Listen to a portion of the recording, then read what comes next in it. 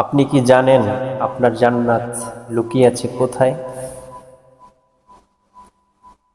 আপনার জান্নাত লুকিয়ে আছে আপনার পিতামাতার পায়ের নিচে। আসসালামু আলাইকুম ওয়া রাহমাতুল্লাহি ওয়া বারাকাতুহু। নাহমাদুহু ওয়া নুসাল্লি আলা রাসূলিহিল কারীম, আম্মা বা'দ। আউযু বিল্লাহি মিনাশ শাইতানির রাজীম। বিসমিল্লাহির রাহমানির রাহিম। وقضى ربك ألا تعبدوا إلا إياه وبالوالدين إحسانا صدق الله العظيم। আজকে আপনাদের সামনে যে বিষয়ে আলোচনা করব সেটা হচ্ছে পিতামাতার খেদমত সম্পর্কে ইনশাআল্লাহ, এবং আপনার জান্নাত কোথায় লুকিয়ে আছে সেই বিষয়ে আপনাকে জানাবো ইনশাআল্লাহ। যদি জানতে চান তাহলে পুরো ভিডিওটা দেখবেন এবং ভিডিও শেষে আপনার মন্তব্য জানিয়ে যাবেন ইনশাআল্লাহ। আপনি কি জানেন আপনার জান্নাত কোথায় লুকিয়ে আছে? আল্লাহ তাআলা সেই কথা বলে দিয়েছেন এবং কোরআন এবং হাদিসে সেই কথা বর্ণিত আছে। আল্লাহ তাআলা পবিত্র কোরআনুল কারীমে বলেন, ওয়াকাদা রাব্বুকা আল্লা তা'বুদু ইল্লা ইয়াহু ওয়া বিল ওয়ালিদাইনি ইহসানা।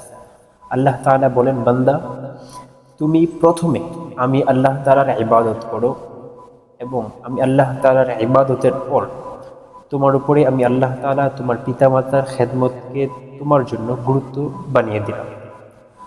তাহলে আল্লাহ তাআলা কোরআনে বললেন কি, যে প্রথমে আমার ইবাদত করো, তারপরে তুমি তোমার পিতামাতার খেদমত করো। হাদিস শরীফে রাসূল করিম সাল্লাল্লাহু আলাইহি ওয়াসাল্লাম বলেন, আপনার পিতামাতার সন্তুষ্টিতেই আল্লাহ তাআলার সন্তুষ্ট রয়েছে।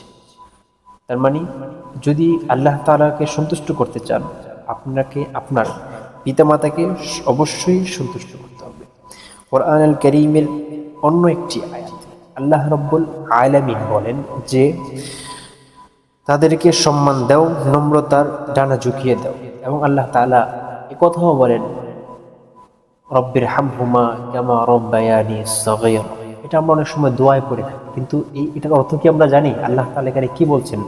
রব্বির হামহুমা কামা রাব্বায়ানি সগীরা। আল্লাহ তাআলার কাছে একথা বলা যে আল্লাহ, আপনি আমার পিতামাতাকে তেমনি ভাবে রাখুন যেমনি ভাবে তিনারা আমাকে ছোটকালে রেখেছেন। অর্থাৎ এটা আল্লাহ তাআলার কাছে বেশি বেশি দোয়া করা এবং আপনারও এটা করা, তাদের খেদমত করা, তাদের সেবা করা, অসুস্থ হলে বিশেষ করে বেশি বেশি খেদমত করা, তাদের প্রয়োজন মেটানো, এটা আপনার দায়িত্ব। এক সাহাবী রাসূল করিম সাল্লাল্লাহু আলাইহি ওয়াসাল্লামের কাছে গিয়ে জিজ্ঞাসা করলেন, ইয়া রাসূলুল্লাহ, আমার কাছে সবচেয়ে বেশি হকদার কে? রাসূল করিম সাল্লাল্লাহু আলাইহি ওয়াসাল্লাম বললেন, উম্মুকা, তোমার মা। তারপর সাহাবী আবার জিজ্ঞাসা করলেন, তারপর রাসূল করিম সাল্লাল্লাহু আলাইহি ওয়াসাল্লাম বললেন, উম্মুকা। এবার সাহাবী আবার জিজ্ঞাসা করলেন, তারপর? তখনও নবীজি সাল্লাল্লাহু আলাইহি ওয়াসাল্লাম বলেন, উম্মুকা। তিনবার মায়ের কথা বললেন। সাহাবী চতুর্থবার প্রশ্ন করলেন যে তারপর? তখন সাহাবী আবার, তখন রাসূল করিম সাল্লাল্লাহু আলাইহি ওয়াসাল্লাম বললেন, আবুকা, অর্থাৎ তোমার পিতা।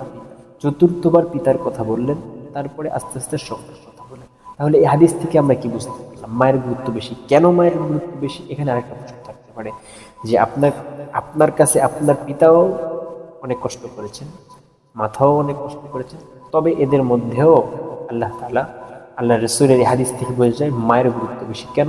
আল্লাহ তাআলা কোরআনেও বলেছেন, তোমাদের মায়েদের যে কষ্ট, গর্ভধারণের কষ্ট, এটা তোমাদেরকে বলে বোঝানো সম্ভব নয় তারা যে কতটা কষ্ট করেছে। মা আপনাকে গর্ভ নিয়ে অনেক কষ্ট করেছে, তাই মায়ের প্রতি যত্নশীল হন, বাবার প্রতিও যত্নশীল হন। যে বাবা নিজের কষ্ট অর্জিত টাকা উপার্জনের মাধ্যমে আপনার ভরণ পোষণ করেছেন, কারণ বাবা চাইলে তার সে অল্প ইনকাম দিয়ে সে নিজে একা চলতে পারত, কিন্তু সেটা সে করে নাই। সে চাইলে 200 টাকা ইনকাম করলে 2 থেকে 3 দিন চলতে পারত, তার সময় হয়তো। এখনকার সময় হয়তো বলতো সে যদি 2-3 হাজার টাকা ইনকাম করে সে সপ্তাহখানিক খেতে পারবে, চলতে পারবে, কিন্তু সে সেটা না। সে পরিবার, আপনার ভবিষ্যতের কথা চিন্তা করে। আপনি দেখবেন আপনার বাবা একটা ভালো পোশাকও পরে, আপনার বাবা একটি ভালো পোশাক কখনোই পরিধান করে না। তাই বাবার প্রতি যত্নশীল হন, মায়ের প্রতি যত্নশীল হন। রাসূল করিম সাল্লাল্লাহু আলাইহি ওয়াসাল্লাম হাদিসে কি বলেন জানেন? আল জান্নাতু তাহতা আকদামিল উম্মাহাত। রাসূল করিম সাল্লাল্লাহু আলাইহি সাল্লাম বলেন, জান্নাত তোমার মায়ের পায়ের নিচে। সুবহানাল্লাহ, কত সুন্দর হাদিস, আল্লাহু আকবার। রাসূল করিম সাল্লাল্লাহু আলাইহি সাল্লামের এই হাদিস থেকে আমরা বুঝতে পারি আমাদের মায়ের পায়ের নিচে আমাদের জান্নাত। সুতরাং জান্নাতের কদর আমাদের করা অবশ্যই অবশ্যই জরুরি। সর্বশেষ কথা হচ্ছে, ভাইয়েরা, বোনেরা, যারা ভিডিওটা দেখছে, মা বাবার দোয়া ছাড়া জীবনে বরকত আসে না, বড় হতে পারে।